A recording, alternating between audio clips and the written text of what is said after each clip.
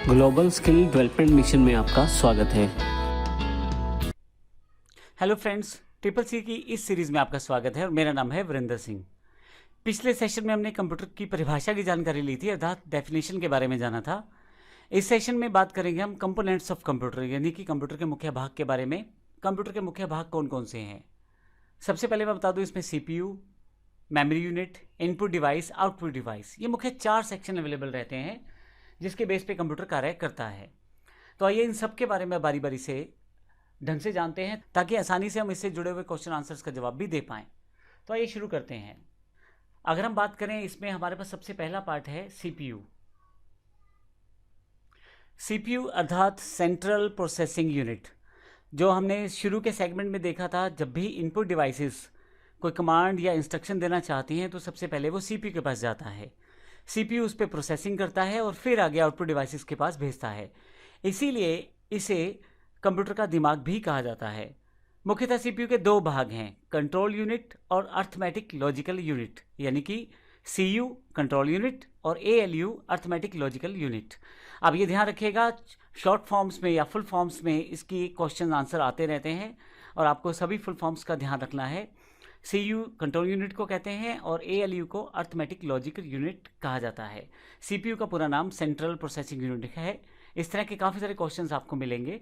हालांकि जैसे मैंने पहले भी बताया, आपको याद रखने की ज़रूरत नहीं है, सिर्फ आराम से इसको ध्यान देना है, क्योंकि जब हम प्रैक्टिस करते हैं, हमारी ई बुक जो हमारी क्वेश्चन आंसर से, जिसमें हमारे पास काफ़ी सारे सैम्पल क्वेश्चन आंसर रहते हैं, तो वहाँ से काफ़ी सारे आपके क्वेश्चन पहले ही क्लियर हो जाएंगे। तो जैसे मैंने बताया, 2 पार्ट हैं, कंट्रोल यूनिट और arithmetic logical unit. Control unit क्या है? कंट्रोल यूनिट कंप्यूटर का वो भाग है जो इलेक्ट्रॉनिक सिग्नल भेज के कंप्यूटर के अलग अलग हिस्सों में होने वाले ऑपरेशंस को कंट्रोल करता है। एग्जैक्टली ये इलेक्ट्रॉनिक सिग्नल होते क्या हैं? आप कभी किसी बटन को ऑन ऑफ करें, जैसे बल्ब का बटन है, अगर उसे आप ऑन करें तो ऑन हो जाएगा, ऑफ करेंगे तो ऑफ हो जाएगा। 2 तरह का सिग्नल रहता है मुख्यतः कंप्यूटर में। इसको हम बाइनरी डिजिट की तरह से भी रिप्रेजेंट कर सकते हैं, जिसको अभी मैं बताऊंगा थोड़ी देर में। लेकिन कंट्रोल यूनिट का मुख्य भाग सिग्नल भेजना है। ऑन ऑफ करके वो ऐसे ऐसे सिग्नल क्रिएट करता है जिससे ना केवल ये जानकारी मिलती है कौन से भाग में ऑपरेशन करना है या कार्य करना है, बल्कि ये भी जानकारी मिलती है कि क्या कार्य करना है। तो जो हमारा कंट्रोल यूनिट रहता है, पूरे के पूरे कंप्यूटर की कार्य प्रणाली को, जो कार्य उसमें होते हैं, उनको इंस्ट्रक्शंस देता है, अर्थात निर्देशित करता है। और असल में वो प्रोग्राम का एक फ्लो क्रिएट करता है कि सबसे पहले क्या होगा, बाद में क्या होगा और फाइनली आउटपुट क्या आएगा। तो ये कंट्रोल यूनिट का कार्य रहता है, अर्थात डिसीजन से जो रिलेटेड कार्य रहता है वो कंट्रोल यूनिट का रहता है। अब हमारे पास जो दूसरा भाग है वो है arithmetic logical unit. Arithmetic logic unit जो रहता है, उसका मुख्य काम रहता है मैथमेटिकल कैलकुलेशंस करना, अंक गणितीय कार्य करना, जैसे जोड़ना, घटाना, गुना भाग करना। इस तरह के जितने भी काम हैं वो सारे के सारे अर्थमेटिक लॉजिक यूनिट करता है।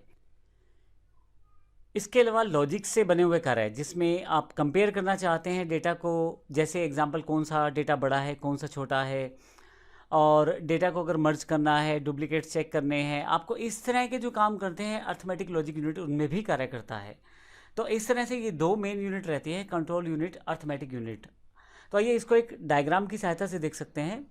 इसमें CPU के अंदर अगर आप देखें तो ALU और कंट्रोल यूनिट, ये 2 मुख्य भाग हैं। आपका जो भी इंस्ट्रक्शन रहता है इनपुट डिवाइसेस से इस CPU सेगमेंट में आता है और कंट्रोल यूनिट उसको चेक करता है ये डिसीजन किस तरह का है। कंट्रोल यूनिट ये तय करता है कि ये किस प्रकार का मेरे पास कमांड आया है। उसके अकॉर्डिंग कंट्रोल यूनिट ये सिलेक्ट करता है, क्या ये मैथमेटिकल कैलकुलेशन से रिलेटेड कार्य है तो ALU को ट्रांसफ़र करता है, अगर मेमोरी से रिलेटेड कार्य है तो मेमोरी सेगमेंट को, और अगर उसके बाद अगर उसको लगता है कि इन प्रोसेसिंग के बाद कुछ आउटपुट जनरेट हुआ है तो उस कार्य को आउटपुट यूनिट की तरफ ट्रांसफ़र करता है। तो कंट्रोल यूनिट का मुख्य कार्य पूरे के पूरे एक प्रोसेस को बना के रखना है, कहाँ से डेटा लिया, हमने उस पर क्या कार्य किया और फाइनली उसको आउटपुट के रूप में कहाँ प्रदर्शित करना है। इसके साथ ALU का, जैसे मैंने बताया पिछले एग्जाम्पल में, कि ALU का मुख्य कार्य जो भी आपके मैथमेटिकल कैलकुलेशंस हैं उन पे काम करना है। जैसे आपका मैथ्स के अकॉर्डिंग प्लस करना है, माइनस करना है, गुना करना है, भाग करना है, इस तरह की कैलकुलेशंस आपके पास CPU के ALU सेगमेंट करने वाला है।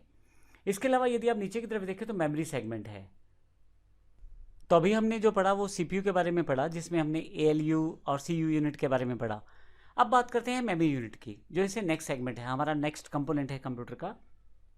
यदि आप इस डायग्राम को समझे तो जब भी कोई कमांड कंप्यूटर को दी जाती है तो CU यानी कि कंट्रोल यूनिट के पास पहुंचने वाली है। CU तय करेगा ये कमांड किस तरह की है, क्या ILU के पास जाएगी, आउटपुट यूनिट के पास जाएगी, या कुछ डेटा स्टोर भी करना है मेमोरी में। तो जब कोई कार्य होता है तो कुछ भी स्टोर करना है, अगर मान लीजिए हमें कोई रिजल्ट स्टोर करना है, कोई इन्फॉर्मेशन स्टोर करनी है, वो मेमोरी सेगमेंट में स्टोर की जाती है। तो मेमोरी एक अलग पार्ट है, आइए इसकी जानकारी लेते हैं हम। जैसे मैंने बताया कि किसी भी इंस्ट्रक्शन को, इन्फॉर्मेशन को या रिजल्ट को अगर स्टोर करना है तो उसको स्टोर करने के लिए कोई ना कोई जगह तो चाहिए। तो कंप्यूटर में जहाँ इसे रखा जाता है उसे मेमोरी कहते हैं। कंप्यूटर मेमोरी में डायरेक्टली डेटा नहीं रखा जाता, उसको 0 और 1 के रूप में रखा जाता है।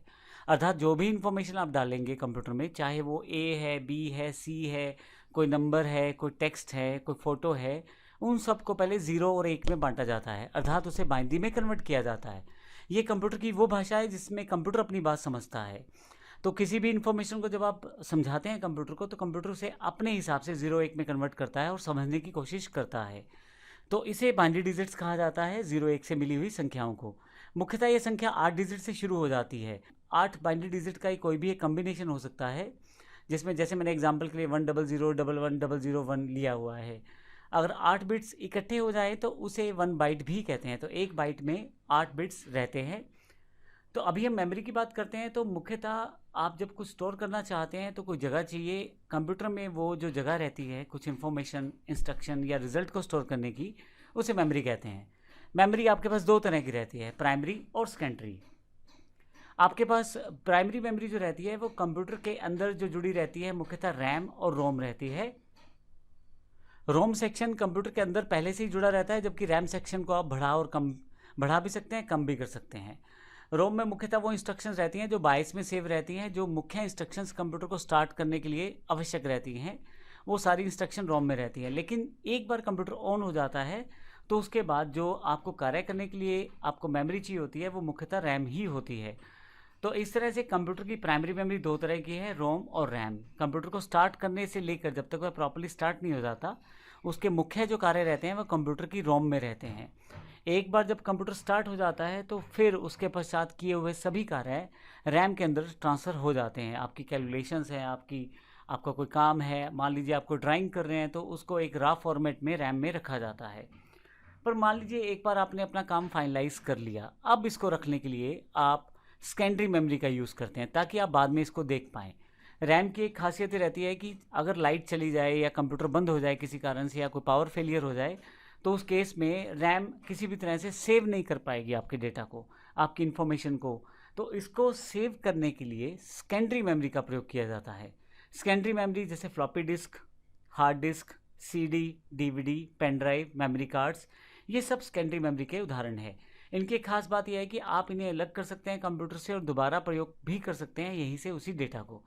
तो इसका अर्थ ये हुआ कि जब आप कोई कार्य करते हैं तो जब तक वह कार्य पूरा नहीं हो रहा वो तो प्राइमरी मेमोरी के सेगमेंट में रहता है, लेकिन जैसे ही वो कार्य पूरा हो जाता है, आपने कुछ फिनिश किया ड्राइंग को और आप उसे सेव करके रखना चाहते हैं पिक्चर के रूप में, तो फिर आप उसे सेकेंडरी मेमोरी में स्टोर करेंगे। इसमें आप एक तरह से एग्जांपल ले लें, जैसे मोबाइल में आप फ़ोटो खींचते हैं तो वो एक मेमोरी कार्ड में सेव किया जा सकता है या मोबाइल की इंटरनल मेमोरी में सेव किया जा सकता है।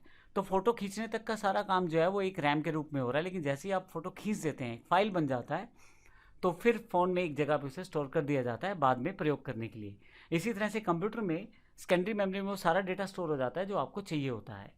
तो आप यहाँ से डेटा को दोबारा प्रयोग भी कर सकते हैं।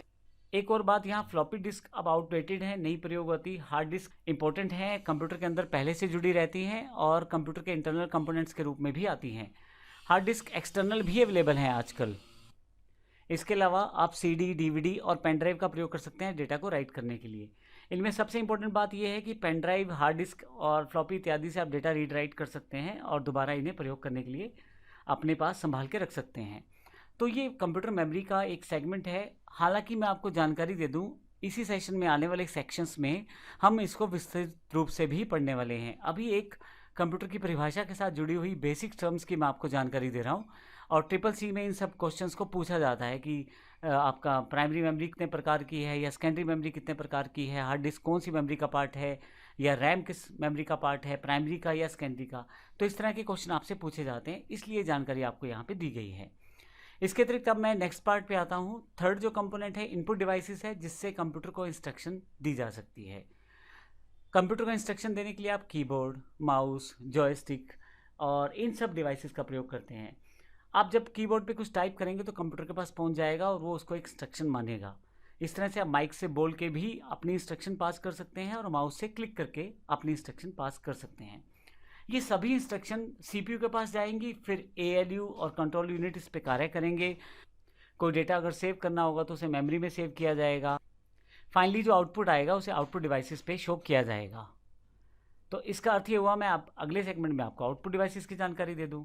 फाइनली जब कुछ आपका आउटपुट अवेलेबल हो जाता है, सीपीयू को पता लग जाता है जो इंस्ट्रक्शन उसे मिली, जो डेटा उस पर मिला इनपुट डिवाइसेस से, सीपीयू ने उस पर पहले कार्य किया अर्थात प्रोसेसिंग किया सीयू और एएलयू की सहायता से, और फिर उसके पश्चात जो फाइनल आउटपुट तैयार हुआ उसे वो आउटपुट यूनिट के पास भेजना चाहता है।